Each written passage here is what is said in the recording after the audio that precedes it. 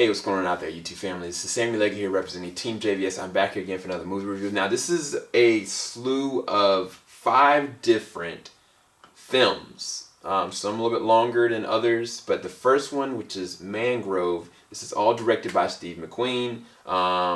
Variations of writers, he was the co-writer on this one as well, but the synopsis reads this. Mangrove centers around Frank Crishlaw. This is played by Sean Parks. He's the owner of Notting Hills. This is a Caribbean restaurant named Mangrove. The name of this title is based on the actual name of the actual restaurant. A lively community based of locals, intellectuals, and activists. Now, Mangrove tells a true story of the Mangrove Nine who clashed with the London police in 1970. The trial that followed was the first judicial acknowledgement of the behavior motivated by racial hatred within the Metropolitan Police within the UK, within London. So this is the thing about this film. Again, this was taking place in Notting Hills in the UK.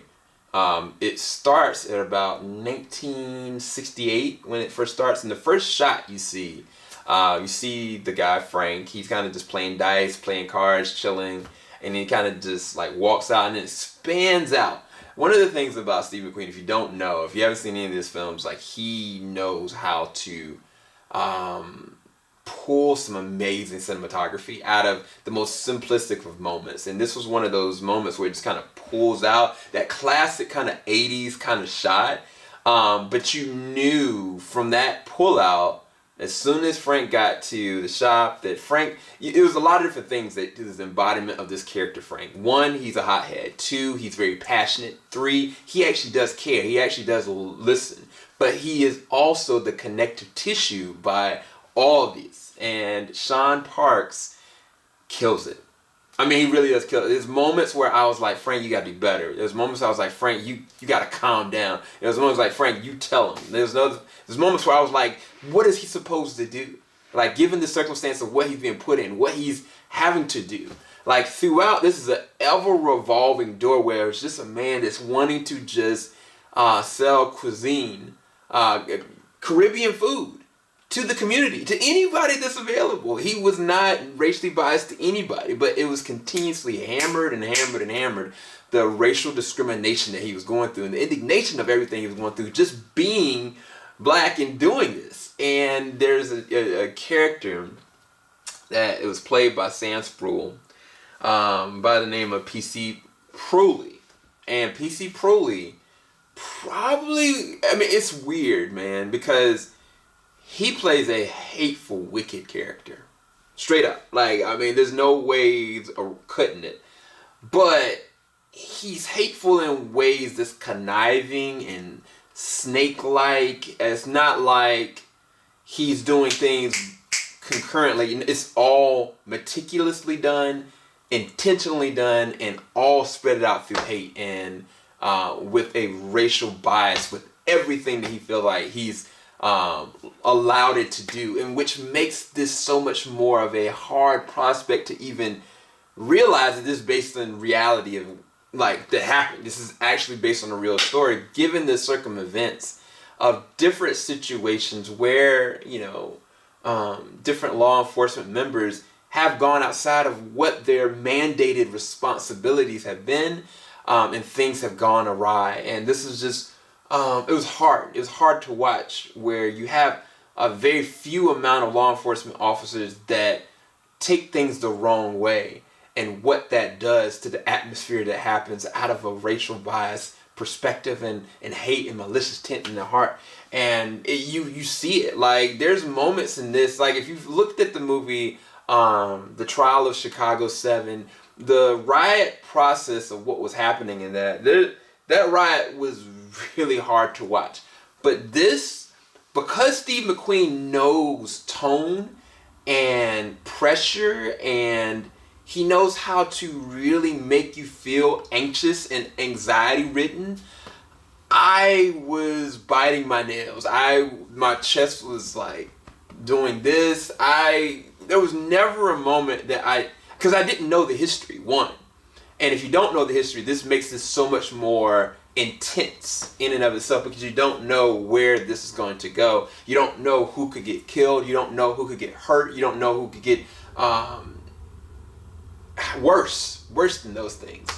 And there was a continuous feeling of dread and worry and concern that only Steve McQueen can direct such a crafted film that would make me feel that on a continuous basis, and it continued to elevate. Even in moments where it's like there's a little bit of reprieve, there's a little bit of like acknowledgement of self understanding of the passion and the love. Like Letitia Wright plays a role of Aletha Jones, who's Black Panther activist, but at the same time very smart, very influential in the African American community, or the Black community, and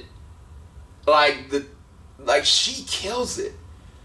Between her and Sean, they just nail it. Like from what was put on paper on script, there are certain moments where it's kind of like, okay, she's just going with it. But by the second, the third act, the Tita really just drives it home. Like, and this is the thing, like, she's an amazing actress.